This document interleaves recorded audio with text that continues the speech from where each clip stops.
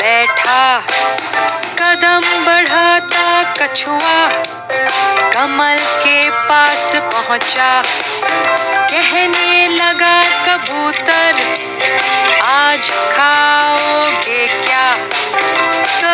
क से है कद्दू कटहल और करेला। कबूतर कछुआ कमल और कद्दू कटहल और करेला।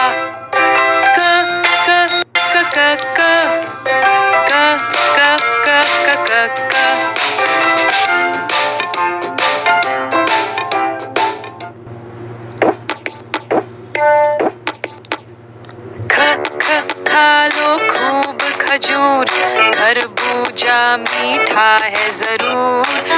खरगोश सरपट भागे खटिया की चार है टांगे। खा लो खूब खजूर खरबूजा मीठा है जरूर। खरगोश सरपट भागे खटिया की चार है टांगे। खरगोश खटिया खजूर और खरबूजा।